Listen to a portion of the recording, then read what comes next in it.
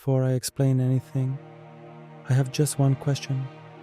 What if I told you a human could live in a building for 25 years without anyone noticing, not because they were hidden, but because the building itself wouldn't allow anyone to see them? Would you believe it?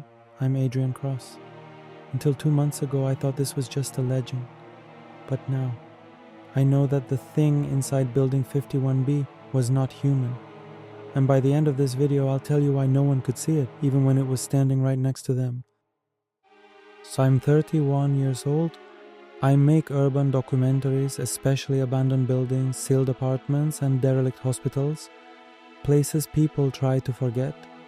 In September, I received an email. No name, no signature, no explanation. Only this line. Behind door 4F, he's still there. Attached was a map. The address of an abandoned residential building called Melrose Apartment, Block 51B, located in Grayford. The building had 6 floors. According to reports, it had been sealed since 1997, after a strange incident. Half the residents vanished one night. No blood, no struggle, no clues, only disappearance. All official records ended with one line: the building is structurally unsafe, entry prohibited. But locals said something else, that the building hides things. That night, I decided to go to Grayford and film. My friend Marcus came with me, someone who always helps me on tough projects. When we arrived, the first thing that caught my attention was the silence. No birds, no cars, no wind, nothing.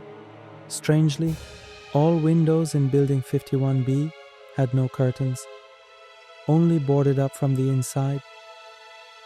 The entrance was chained and locked, but the chain was new, shiny, not what you'd expect from a building sealed for 25 years. Marcus asked, "Adrian, are you sure it's safe?" I said, "No, but I don't think the reason it's sealed is unsafe." We entered. The air inside was heavy, the smell of moisture and dust, but behind that musty smell, something like hot metal, which was completely unnatural. On each floor, traces of life, toys, shoes, a magazine half burned, kitchen utensils, all left in haste. So when we reached the 4th floor, my camera flickered, not completely, just as if something passed in front of the lens. Marcus said, "Did you see that?" I said, "Yes, but nothing was there." A few steps forward, we reached the target, apartment 4F. The door was rusty, but the handle shiny, as if it had been touched recently. Before opening the door, if you're intrigued by the story so far, please like the video. I swear what you'll see next will be stranger than anything you've seen in supernatural documentaries. When we opened apartment 4F, we saw something entirely abnormal. Inside, completely clean. No dust, no moisture, no eerie calm of the other units. It was as if someone still lived there. On the table, a half-full glass of water, now clear and fresh. You could even see tiny bubbles on the surface. Marcus asked, "Who's been here?"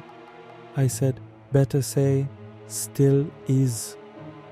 On the walls, pictures of a 4-person family, but in all the photos, one person's face was erased, not scratched, not cut, not burned, just vanished, like they never existed.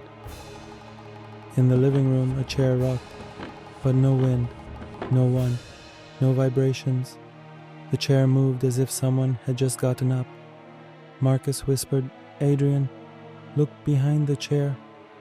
A footprint on the carpet, dried mud, but only one footprint, and it seemed to vanish. Suddenly, the bedroom door closed slowly, as if an invisible hand pushed it. We entered the bedroom. Light was low, and we had to turn on the flashlight. The walls were covered in tiny scratches, as if someone had carved letters with a finger or a hard object. All writings repeated one line: "Don't see him, don't hear him, don't remember him." The ceiling had cracks, and from the cracks, something like ash fell.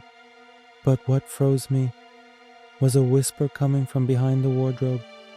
Marcus whispered, "Adrian, what is that?" I opened the wardrobe. Inside a narrow corridor, leading nowhere in the building, not on the map, not part of the main structure, a space built by hand, or perhaps by something else. The corridor was dark.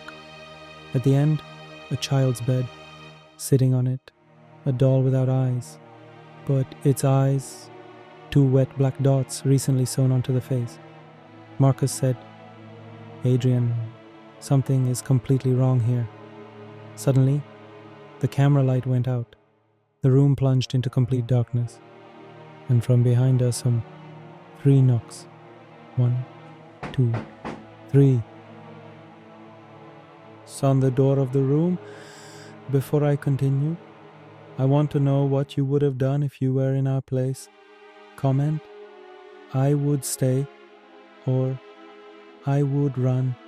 Now, I swear the rest of this story is one of the strangest things you'll ever hear. When the camera light turned back on, the room had changed. The doll was gone. The bed was gone. The hidden hallway had vanished.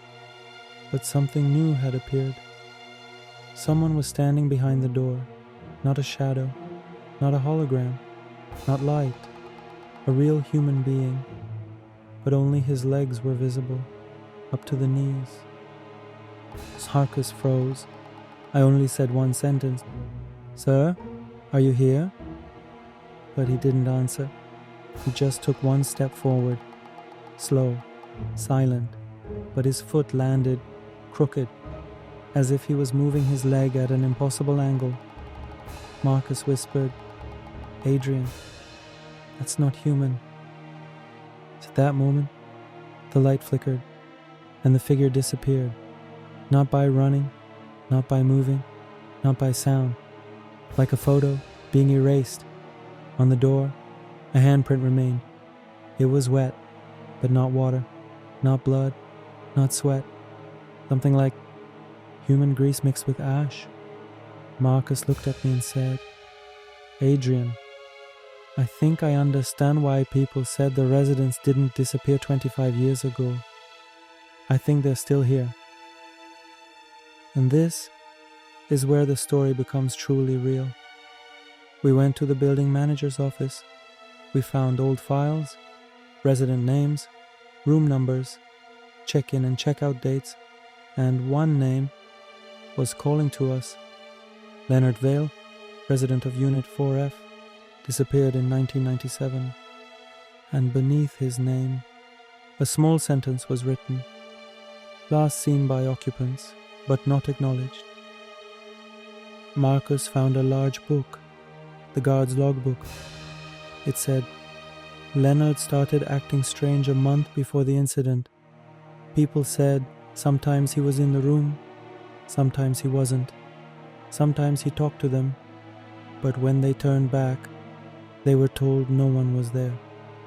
He was seen, but like an incomplete image. Seen, but not heard.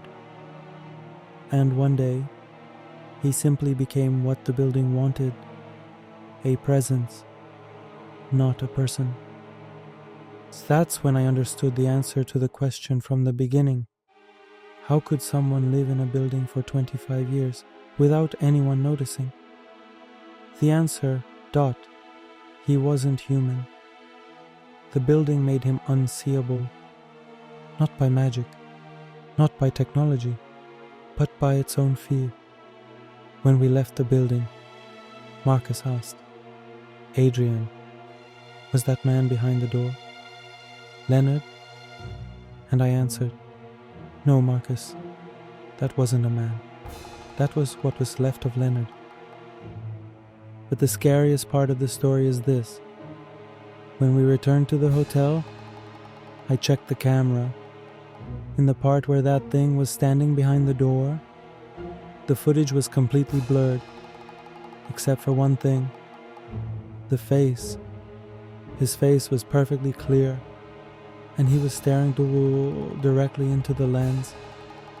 And below the image, the timestamp showed 1947, while we entered the building at 2015. Meaning, he knew we were coming before we even arrived.